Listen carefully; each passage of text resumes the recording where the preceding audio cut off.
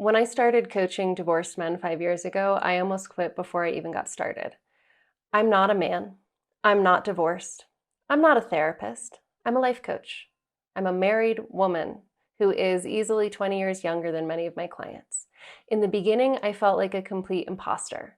How could I possibly begin to help these men when I had never walked a day in their shoes, when I had no idea really what it was like, what they were going through?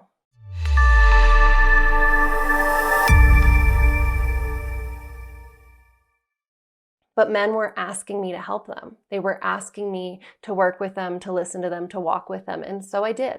And the first 3 men who ever joined my Better Beyond Divorce program, I owe such a debt of gratitude to you, because you are the ones who taught me that what I thought was my Achilles heel was actually my superpower.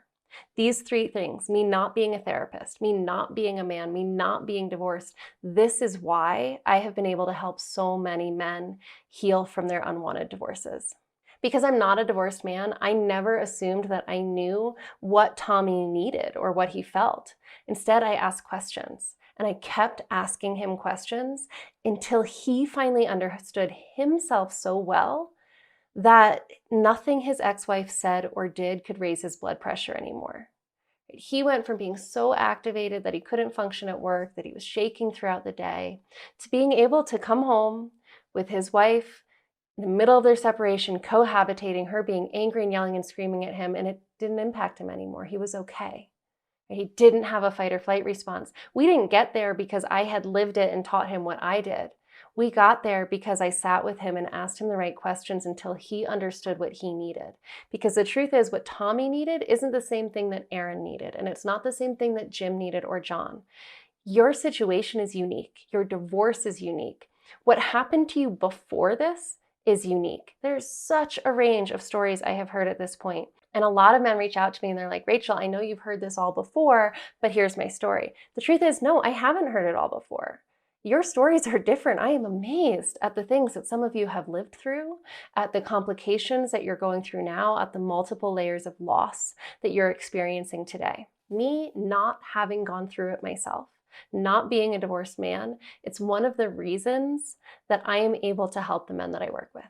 Because I never assume, if I had lived through it, the easy assumption to make is that you need to do what I did. But it's not true. You don't need to do what Tommy did. You probably don't even need to do what Jim or Aaron did either. Right? There's going to be similarities, but there's also going to be a lot of things that are different for you. The key is helping you get to know yourself so well that those answers become obvious. I found out from my first few clients that it's also helpful that I'm not a therapist. This was a big question mark for me when I started coaching men, because you're going through something really, really difficult. Easily 50% of my clients struggle with suicidal thoughts. But it's because I'm not a therapist that I was able to answer the phone at midnight when I was on vacation in Greece several years ago and talk to a client who was suicidal.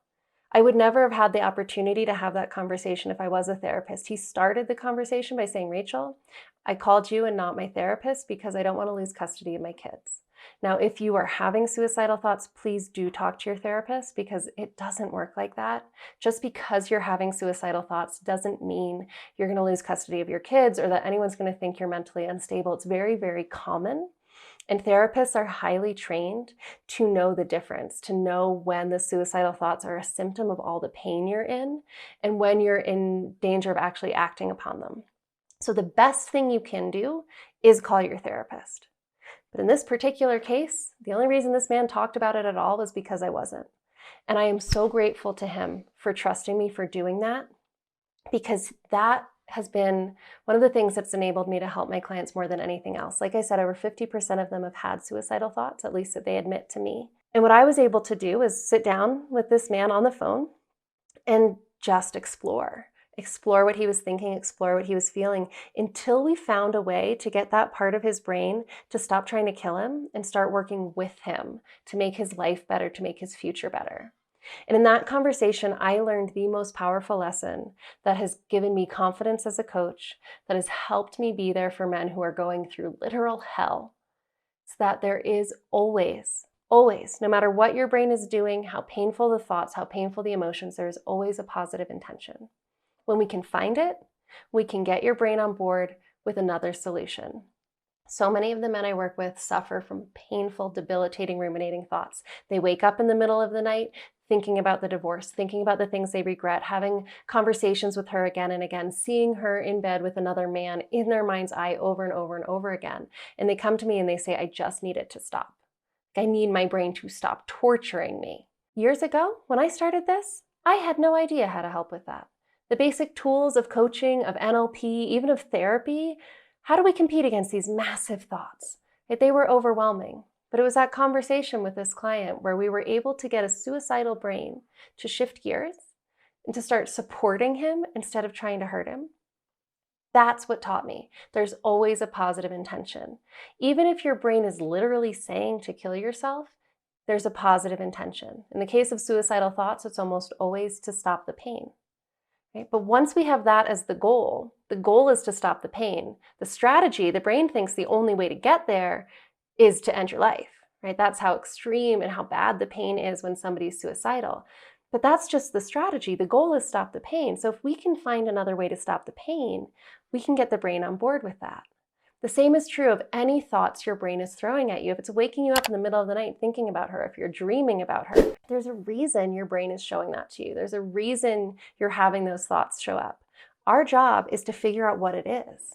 How is your brain trying to help you in a way that's probably backfiring and totally not working? But what is the goal? When we identify that goal, then we can start to brainstorm other ways of achieving it, better ways of achieving it. We can do our research. We can dig into our toolkit, to our emotional regulation tools. We have a lot of other ways to stop the pain. We have a lot of other ways to help you feel fulfilled and significant and respected. It doesn't have to come from your ex-wife's behaviors or words. I didn't know that until those first 3 clients helped me learn it. And it is because I am not a divorced man, because I am not a therapist, that I was able to learn those lessons that have helped me now help over 400 men recover from divorce. So if you'd like to learn the next step towards uncovering those positive intentions, towards feeling better, I share the most important lessons that I've learned from my clients over the years in my free masterclass. Type change into the comments below this video and I will send you a link to that masterclass, and it will walk you through the biggest lessons that I have learned from my clients over the years.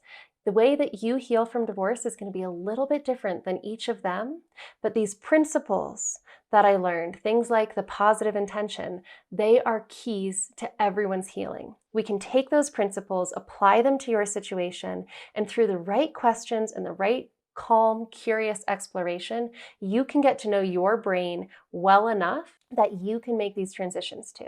That you can go from shaking and not sleeping and thinking about her all the time to feeling calm and unflappable no matter what she says or does.